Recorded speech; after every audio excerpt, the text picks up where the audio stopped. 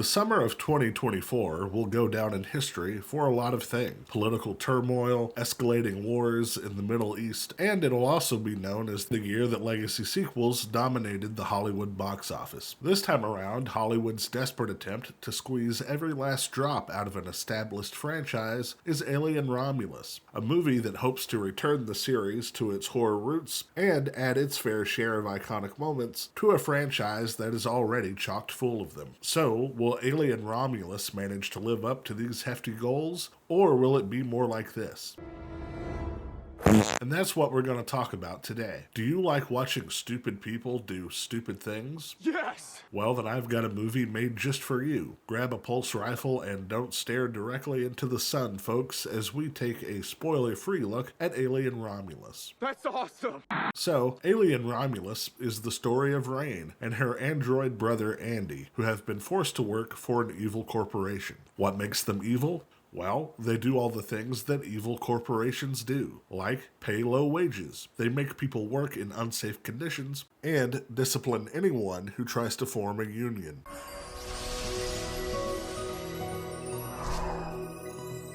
Anyway, it looks like today is going to be just like any other day while working a soul-crushing job. That is until Rain gets a call from her ex-boyfriend, Tyler, who requests that she and Andy come by his ship before work. And it's here that we meet our cast of victims, characters. There's Tyler, his sister Kay, a pilot named Navarro, and Tyler's cousin Bjorn, who is cartoonishly British. Swimming in the water! I don't understand. Swimming in the water! I don't understand you. And they want to break into an abandoned spaceship and steal its cryo chambers, because they want to leave the mining colony that they're stuck at and head toward the distant planet of Yvaga. And the only way to make the 9-year trip is to use the cryo chambers. Desperate to leave her drab world of indentured servitude, Rain agrees, and they immediately set off to the derelict craft. However, things take an unexpected turn when they realize that they're not bound for an abandoned ship, but a derelict space station that has drifted into the planet's orbit. Undeterred by this, the group decides to continue their mission for the cryo chambers when all of a sudden, things take a terrible turn. Without warning, an entire room of facehuggers starts to attack, one of which manages to attach itself to Navarro. Gotcha, bitch! But luckily, after some quick thinking, they're able to remove it without much trouble. Now, you may be saying to yourself, didn't they say this in the original Alien? He's not coming off without tearing his face off with it. Yes, they did. Then how could they possibly take off the facehugger without any issues? Well, don't worry too much about that, because that's just one of the many things that this movie chooses to conveniently ignore about the alien life cycle. The other being how long it takes for a xenomorph to gestate and escape from its host, because that literally happens in about 3 minutes. Alien. Why don't it shut up? Unfortunately for everyone, as Navarro screams in pain, she accidentally kicks the ship's controls, causing it to collide with the space station's thrusters, which in turn causes the space station to drift faster into its collision course with the planet's ring. So, as the station gets closer to crashing and the alien threat grows larger, the movie we end up with is well made. It has a unique visual style, impressive practical effects, and great sound design. However, despite all of that, this movie is absolutely terrible, full of useless, stupid characters, clunky dialogue that's spoken by terrible actors, and somehow it manages to rip off other alien movies while at the same time completely ignoring long-established elements of those movies when the script finds it convenient.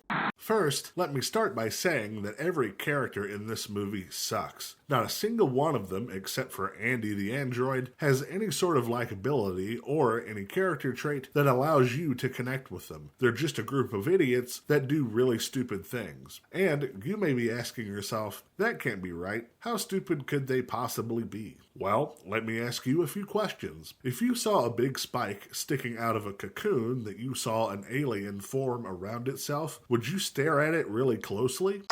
Would you inject yourself with a secret experimental substance that was made in the lab of a super evil corporation? How about using an electric cattle prod while standing in 2 feet of water? That's dumb. Well, congratulations. You are infinitely smarter than all of the characters in this movie. Each one of them is dumber than the next, and honestly, it doesn't take long for this highly regarded behavior to really get on your nerves. So much so that you'll actually end up rooting for the alien more than you do the humans.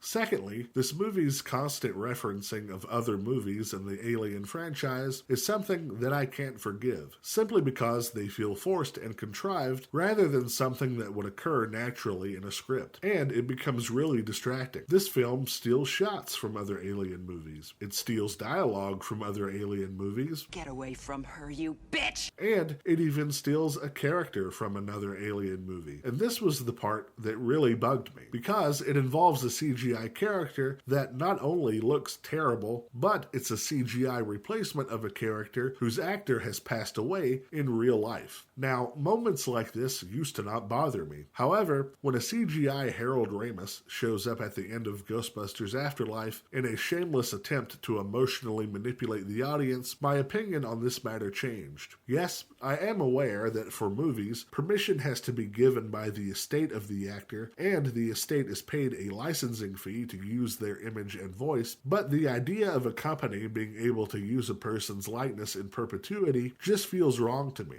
Yeah, well, you know, that's just like, your opinion, man. Anyway, eventually you have to ask yourself why. Why is the script afraid to let this movie stand on its own 2 feet, when many elements of the movie are actually very good? The production design is top-notch. The cinematography of Galo Oliveira's perfectly captures the haunted house in space feel of the original film. The score has some truly haunting moments in it, and the sound design is fantastic. But sadly, all of these great aspects of the movie are wasted on a script that absolutely sucks, and is more focused on making sure that it has moments that make the audience do this, instead of focusing on strong characters and effective storytelling. Also, I would be remiss if I didn't mention the hilarious ending of this movie. I'm not going to spoil it for you, but I will say that it involves a creature that we've not seen before, and when it showed up, I literally did this. What? It's so unintentionally hilarious that you can't help but laugh. Despite all this, however, there is one shining light in this movie, and that's David Johnson's performance as Andy. He is absolutely fantastic in this, and he's by far the best thing in this giant dog turd of a movie. I haven't seen him in anything else, but this movie made me want to see more of him. He was a surprising breath of fresh air, in a movie that made me wish that the theater would fill up with carbon monoxide and just put me out of my misery. So, at the end of the day, would I recommend this movie? Nope, not at all. If you're just desperate to see this movie, or you don't believe what I'm saying, then at least to go on a Sunday or a Tuesday when the tickets are really cheap. Otherwise, I'm afraid you'll just be wasting your money. It's just another terrible sequel in a long list of terrible sequels that make up the Alien franchise. And it's just more evidence that it's time to take these old franchises out to the barn, put them out of their misery, and find something new.